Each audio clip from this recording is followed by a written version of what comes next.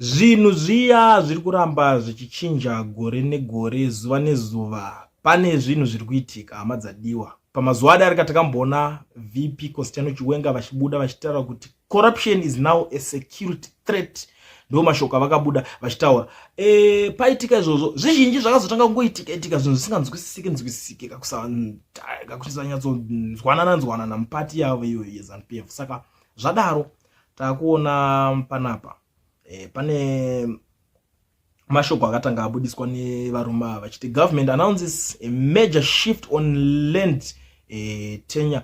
People holding land that they got under land reform will now get a bankable, a registrable, transferable and more secure document of tenure. No new 99-year leases or offer letters are to be issued. Government says this is to unlock the full value of the land. Ndo zvinhu zvavaitaura panapa. But chaita kuti ndiuye panapa ndichingodzosa nyayo is because of this guy ari kuratidza kuti akutosaidirana akuda kunoita team up na VP Chiwenga uyo anoitwa Walter Mzembi aimbova minister weZANU-PF. Asiko zvine zvake haakazomboridza matai, akaisa gia akabuda, asisiri muZimbabwe akabuda.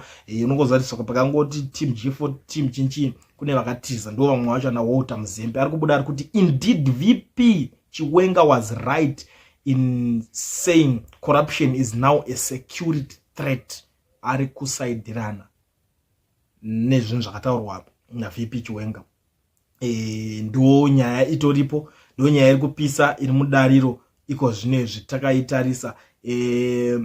Anyora rake ziparagraph rake rakati rebei, but zvimwe zvacho tichataka kujambirawo, but ndakarisa pa screen so that munokwanisa kunyatsoona. What and how much did they pay for it?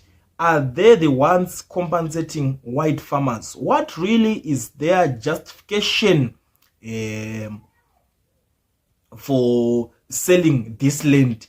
Did they comply with legislated maximum farm sizes on acquisition?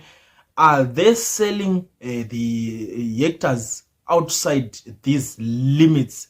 This cabinet decision is the most corrupt since 1980, a sell-out decision which reward the privileged against the majority. Pasinemi ndo mashoko ari kubuda ari kutaurwa nava Walter Mzembi vapedza zvavo kusaidirana na VP Chiwenga vachiti corruption is now a security threat. Saka unoona kuti chikwata ichi kajikuva kana vakutotanga kutonzwanana unodai, so ndo zvimwe zvinhu zviri kuzoita kuti zvinhu zvizosara zvakungonzi ameno the way yazvakungoitwa zvongosara zvakungonzi no, unova vanhu ava vanenge vari kutirongera kuti ivo vaite zvinhu zvaya zvinenge zvichitaurwa. Munongoziva paipa pari kunzi ninga ari kuzodai, ninga ari kuronga kuti sei.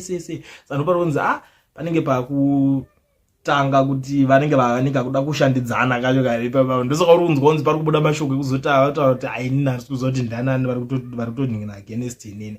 And maZimbabweans omamwewo vari kubudawo panapa vari kuti Idi Mnangagwa is corrupt land grabber who obviously is behind this. In as much as he is trying to buy votes from the war vets, he is simply accumulating land through this ignorance and criminal act. How does one sell something they never brought in the first place? We can safely say it was a ruse when the so-called vets went to war to fight for the equitable sharing of land with the majority. Africans having been put at a disadvantage. The war was all about land. So we are all told, but from the looks, these things, it was a money spinning scheme. And when you're kuzonetsa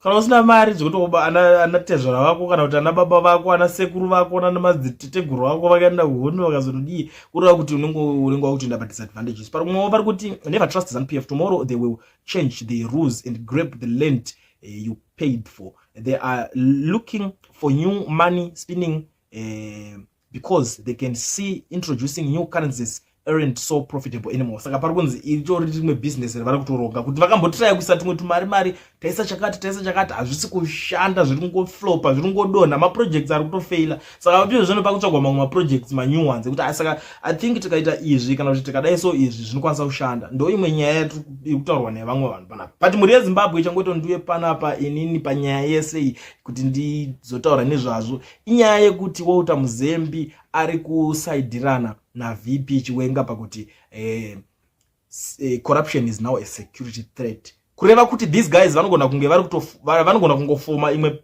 party yavo kana kuti kufoma tag team, because these guys vari hungry for power. Vakomana vana Mzembi vakabuda kunza varitori nenzara yekuti ngatimbodzoka tipindewo tizodyawo ipapa. Saka zvimwe zvese zvakutoitika izvi zvatongo zvinhu zvokuti kwangosara kungoti ewe ungobvumirana chete, ndo zvakuitika. Vakutanga kutotaura same language and ameno kuti zvinopera mushiri. Munoionawo senyaya, ndangotidarika nepanapa ndichikuzivisai nyaya iri panapa.